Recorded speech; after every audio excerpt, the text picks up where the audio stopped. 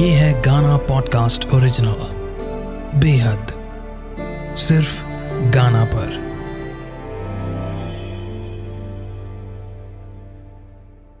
पिछले एपिसोड में आपने रिद्धिमा की लाइफ के बारे में जाना कि कैसे उसकी माँ उसको और उसके पापा को पैसे के लिए छोड़कर चली जाती है और एक होटल रूम में बैठकर रिद्धिमा अपने कस्टमर का इंतजार करते हुए अपने पापा को याद करती है। अब आगे। मम्मा के जाने के बाद कुछ दिन तक उनकी बहुत याद आती रही, पर पापा के प्यार ने उसे सब कुछ भुला दिया। पापा को अपनी बच्ची की बहुत फिक्र थी। उन्हें पता था उनकी सोना मम्मा के साथ इसलिए जाने से इनकार कर गई क्योंकि उसे पापा को अकेले नहीं छोड़ना था, और उन्हें अब भी अपनी इस छोटी सी मासूम बच्ची का बहुत ख्याल रखना था। जिंदगी गुजरती जा रही थी और अब तो रिद्धिमा 12वीं क्लास में आ चुकी थी। वह पढ़ाई में अव्वल थी।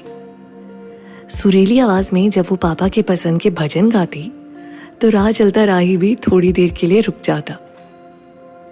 और खूबसूरत इतनी थी कि कभी कभी शशांक को शक होता उस ऊपर वाले ने शायद अपने स्वर्ग की अप्सरा को धरती पर भेज दिया है। उन्हें अपनी बेटी पर जितना गर्व होता उससे ज्यादा कभी कभी चिंता भी सताती थी कि इस दुनिया की नजर से अपनी सोना को बचाकर कैसे रखें। उन्हें अपनी बेटी को उच्च शिक्षा दिलवानी थी, पर इसके लिए उन्हें बहुत सारे पैसों का भी इंतजाम करना था। पर कैसे करें ये समझ में नहीं आता। यूं तो रिद्धिमा के सामने वो इन बातों को नहीं कहते थे, पर अंदर ही अंदर इसी चिंता में घुलते जा रहे थे। एक दिन शायद इन्हीं ख्यालों में गुम स्कूल से अपनी साइकिल पर वापस आ रहे थे। सामने से आता ट्रक उन्हें नजर आया ही नहीं, और ट्रक ड्राइवर की कोशिशों के बावजूद वह अपनी साइकिल समेत ट्रक के नीचे चले गए। शशांक की जान तो बच गई, पर वो अपाहिज हो चुके थे और एक झटके में रिद्धिमा और उनकी दुनिया बिखर गई। रिद्धिमा को समझ नहीं आ रहा था कि क्या करे, कहां जाए, किससे मदद मांगे।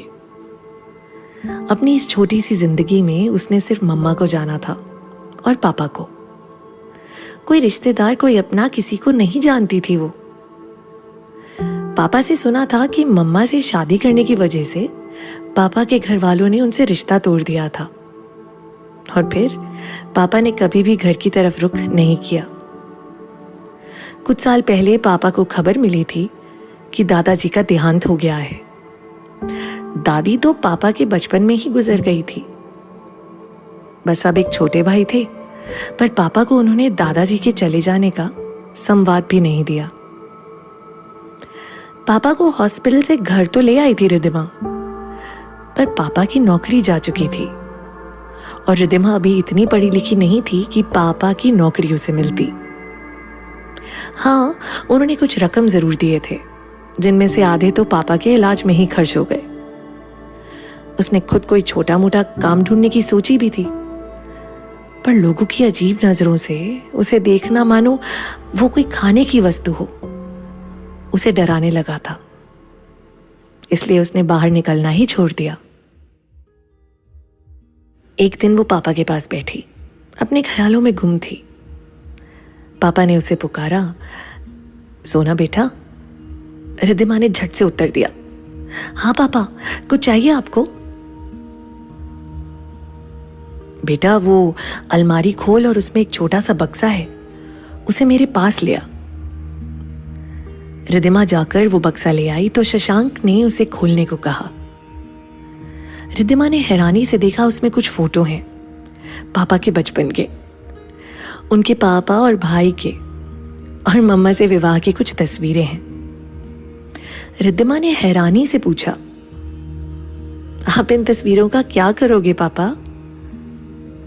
पापा ने सर हिलाकर ना कहा, फिर बोले, देख, एक कपड़े की छोटी सी पोटली होगी, तेरी मासी की चिट्ठी है, उसमें तेरी मासी का पता है, वो निकाल। रिद्धिमा कहती है, पर उसका क्या करोगे पापा?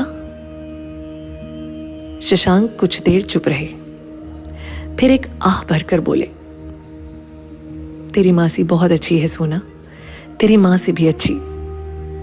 वो मेरी बचपन की दोस्त थी, पर मुझे प्यार हुआ उसकी बड़ी दीदी तेरी माँ से। पर वो बहुत खुश हुई थी, अपनी दीदी से भी बहुत प्यार करती थी। पर तेरी माँ को वो पसंद नहीं थी, शक करती थी हम पर। इसलिए तेरी मासी ने हमारे साथ मेलजोल बंद कर दिया। रिद्धिमा कहती है, पर इतने दिनों बाद वो क्या सोचेगी पापा? क्या उन्हें पता है कि माँ हमारे साथ नहीं है?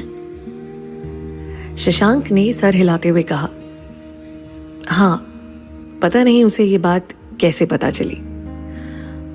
उसने तब मुझे फोन किया था और उसने कहा था कि अगर कोई मदद या तेरे लिए कुछ करना हो तो वो हमारे साथ है। पर मैंने ना कह दिया था। लगा था अपनी लड़ाई खुद ही लड़ना ठीक है। वैसे भी उसकी शादी हो चुकी थी और वो ससुराल में रहती थी। पर अब लगता है एक वही है जो हमारी कुछ सहायता कर सकती है। रिद्धिमा पूछती है, पापा फोन नंबर नहीं है आपके पास? शशांक ने सर हिलाते हुए उत्तर दिया, नहीं बेटा, ये पता ही है मेरे पास। मुझे पेन दे, मैं एक पत्र लिखता हूं और हो सकता है कुछ सहायता मिल जाए। रिद्धिमा ने अपने पापा के चेहरे की तरफ देखा, जो कभी किसी के सामने नहीं झुका, किसी से मदद नहीं ली। आज मजबूरी बयां कर रहे थे। उसने पापा को कागज और पेन देते हुए भगवान से प्रार्थना की, हे भगवान, पापा आज पहली बार किसी से सहायता मांग रहे हैं, उन्हें निराश मत करना। भगवान जी ने निराश नहीं किया था। मासी पत्र मिलते ही आ गई थी। साथ में मौसा जी और उनका बेटा सोनू था। रिद्धिमा को मासी बड़ी प्यारी लगी और सोनू तो बहुत ही प्यारा था। अपनी दीदी से मिलकर बड़ा ही खुश था। पर मौसा जी कुछ ठीक नहीं लगे। यूं तो पापा से बड़ी सहानुभूति दिखा रहे थे, पर उनकी नजरें रिद्धिमा को अपने बदन पर गड़ती हुई नजर आईं। इसलिए वो मौसा जी से थोड़ी दूर रहने की कोशिश करने लगी। पर जब मौसा जी ने उन्हें मुंबई अपने घर ले जाने का प्रस्ताव दिया तो रिद्धिमा से ज्यादा मासी चौंक पड़ी। फिर उन्होंने धीरे से एतराज जताते हुए कहा, जीजू, आप लोग यहां से भली भांति परिचित हैं। सोनू का कॉलेज भी यहीं है, तो आप यहीं रह सकते हैं, हम आते जाते रहेंगे। पर मौसा जी ने तुरंत उत्तर दिया, ये क्या कह रही हो साधना? जीजू इस हालात में एक जवान बच्ची को लेकर अकेले कैसे रहेंगे? वहां हम सब है ना, रिद्धिमा वहां ठीक रहेगी और जीजू का भी हम ख्याल रखेंगे। रिद्धिमा समझ गई थी कि मासी इस फैसले से बिल्कुल खुश नहीं। पर क्यों? ये बात वो समझ नहीं पाई। पर उन सब में सबसे ज्यादा खुश तो सोनू था, जिसे एक प्यारी सी सोना दीदी मिली थी। फिर दूसरे ही दिन रिद्धिमा अपने पापा को लेकर मुंबई आ गई, जो उसके लिए बिल्कुल अपरिचित और एक बड़ा सा शहर था और बिल्कुल भी नहीं भाया था। मुंबई जैसे अनजान जगह पर आना और वहां के वातावरण के साथ खुद को एडजस्ट करना मुश्किल हो रहा था। पापा खुश थे क्योंकि मासी उनका बहुत ख्याल रखती थी और धीरे धीरे उन्हें 2-4 बच्चे भी मिल गए थे जो घर पर उनसे पढ़ने आते थे। उनका मन लगा रहता था। पर रिद्धिमा खुश नहीं थी। कॉलेज में दाखिला तो ले लिया था और मोहल्ले की कुछ लड़कियों के साथ कॉलेज जाने के लिए दोस्ती भी हो गई थी।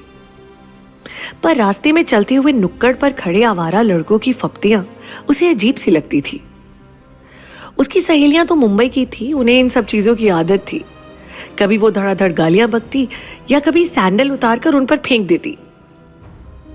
रिद्धिमा को यह सब अच्छा नहीं लगता था। बाहर ऐसी स्थिति थी तो घर की कुछ खास नहीं थी। घर में मासी और सोनू तो उसके अपने लगते थे, पर मौसा जी बड़े अजीब थे। उनका रिद्धिमा से बात करने के बहाने पास आना, छूने की कोशिश करना रिद्धिमा के लिए असहनीय था।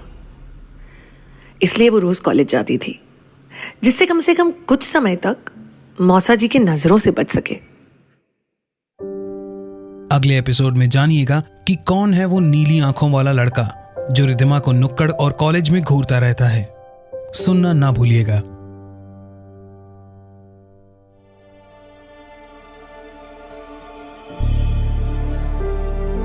आप सुन रहे थे गाना पॉडकास्ट ओरिजिनल बेहद।